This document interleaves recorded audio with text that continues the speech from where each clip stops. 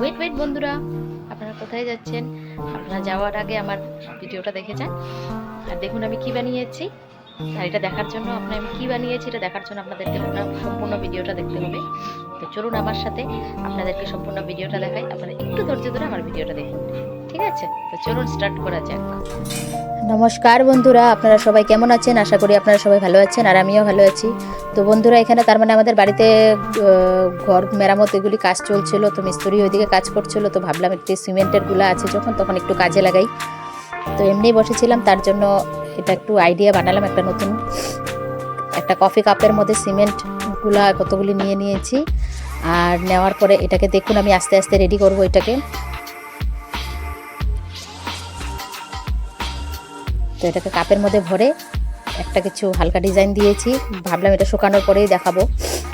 তো আপনারা দেখে নিন আস্তে আস্তে আমি এটাকে কি বানাই। আমি কি করছি সবাই আশেপাশের মানুষও দেখছে আমি কি করছি না বানাচ্ছি। তারপর এটাকে এখন আমি শুকাতে দেব। রৌদ্রতাটা বেশি নেই যেহেতু ঠান্ডার দিন, তো হালকা শুকিয়েছে। এটা শুকানোর পরে এরকম হয়েছে, তাও ভিতরটা একটু জল জল আছেই, হালকা হালকা জল আছে এটার মধ্যে। তো আরেকটু শুকাবে এটা।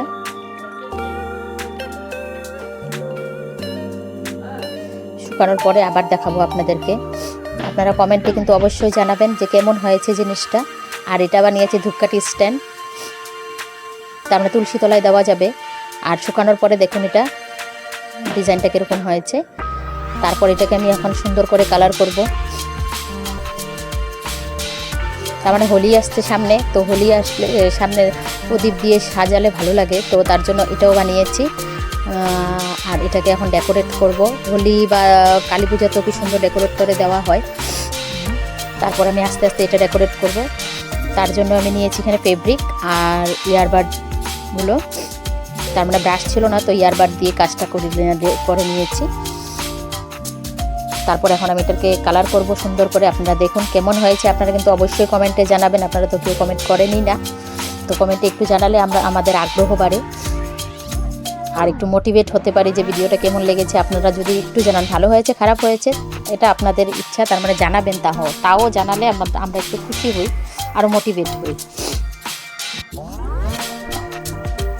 তারপর এটাকে আমি আস্তে আস্তে কালার করবো। কোনোদিন ড্রয়িং করি নাই, অবশ্য ওরকম পারিও না করতে। তো আস্তে আস্তে আমি চেষ্টা করব এটা সুন্দর হয়েছে কিনা। আপনারা কিন্তু অবশ্যই কমেন্টে জানাবেন আমাকে।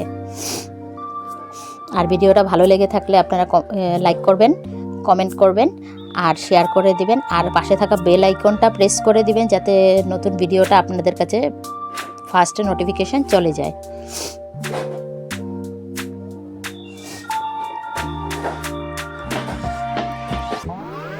আর না, আপনারা কেউ যদি নতুন যদি আমার মানে ভিডিওটা দেখে থাকেন তাহলে প্লিজ সাবস্ক্রাইব করে দিবেন আর পাশে থাকা বেল আইকনটাকে প্রেস করে দিবেন।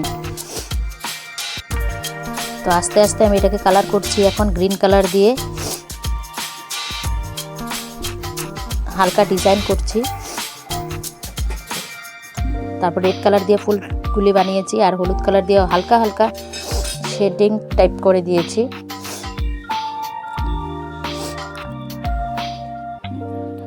তো এটা বানিয়েছি আমি ক্যান্ডেল স্ট্যান্ড। তো বলুন তো আপনারা কেমন হয়েছে ক্যান্ডেল স্ট্যান্ডটা আমার।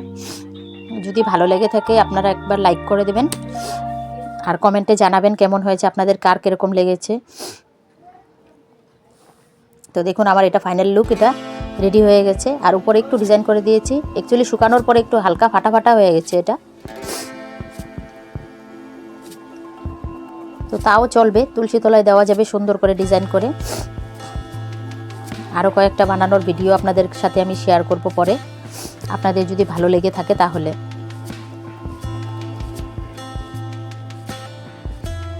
তো দেখুন মাঝখানে ক্যান্ডেল রাখা যাবে আর সাইড দিয়ে ধূপকাঠিগুলো রাখা যাবে।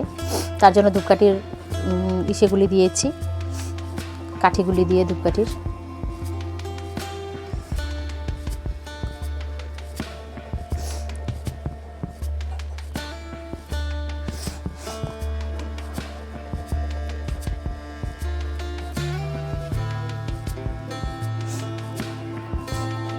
তো এখানেই আমার ভিডিওটাকে শেষ করছি।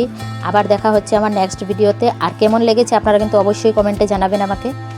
আপনারা কমেন্ট না করলে আমি বুঝতে পারবো না যে কেমন হয়েছে জিনিসটা। Bye bye.